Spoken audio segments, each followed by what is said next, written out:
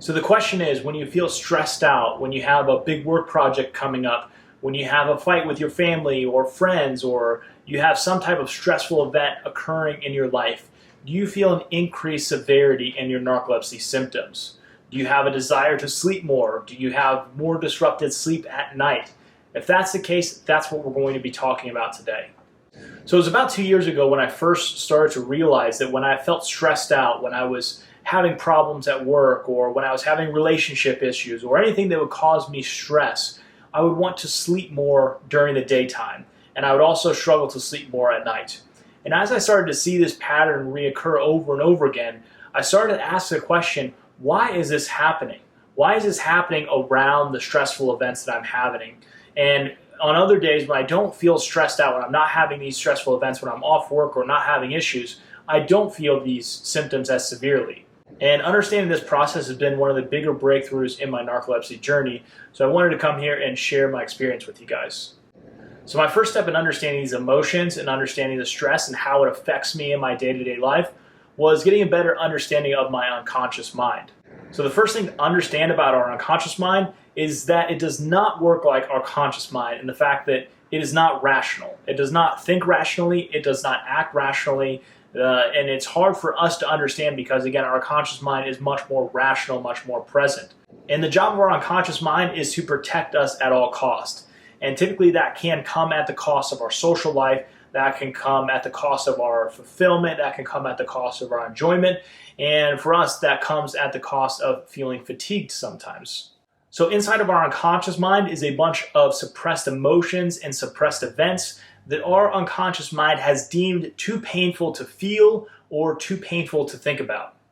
And because they've been deemed too painful or too dangerous to think about, it will do everything in its power to keep those emotions and keep those events suppressed in the subconscious mind because it wants to prevent them from coming up into our conscious thought and our conscious awareness.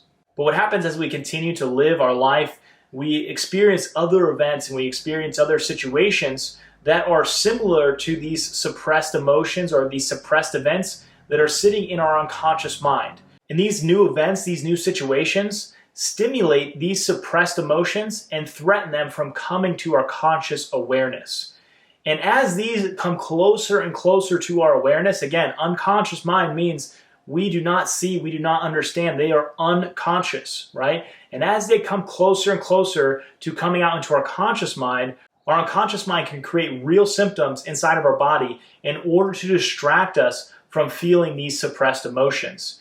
And it can do this by causing headaches, it can do this by causing back pain, it can do this by causing an increase in severity in our symptoms, like causing sleep attacks as well. So as you're having this stressful situation, as whatever is happening in your environment, you're having a fight or confrontation or whatever, as you're experiencing this stress, your mind realizes, your unconscious mind realizes, hey, this is very similar to this suppressed emotion that I don't want them to realize, I don't want them to think about, because I deem it as dangerous, I deem it as painful, too painful for them to handle, for us to handle.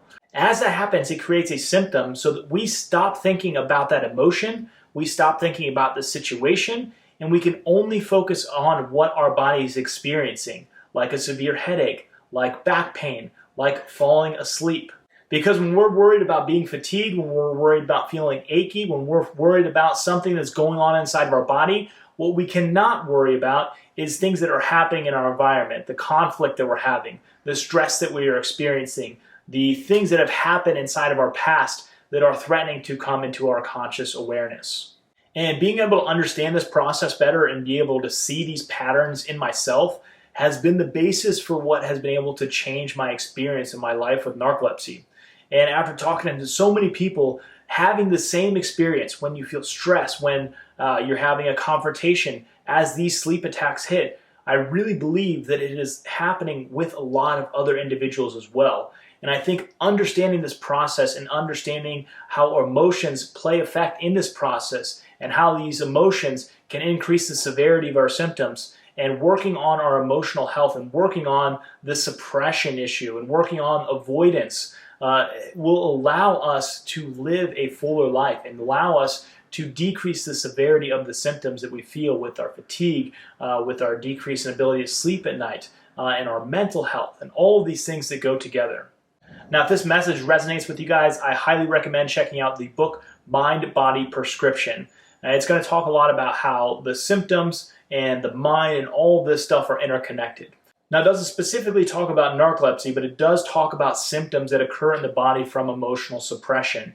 And I was able to relate that to my narcolepsy, and it's really, really helped me understand that path and really understand that pattern inside of myself. And it's helped me so much inside of my journey. I highly, highly recommend it. It's on audiobook, or you can, probably buy it in any regular bookstore as well. But it's a terrific read, and I think it can really, really help you guys.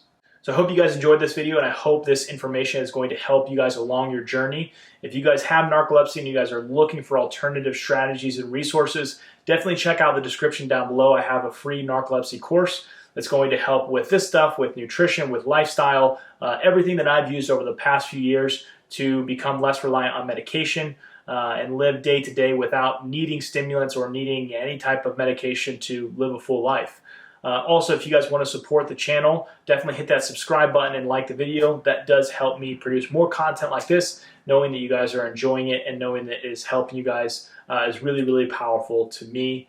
Besides that, thank you guys for being here, and we'll see you guys in the next video.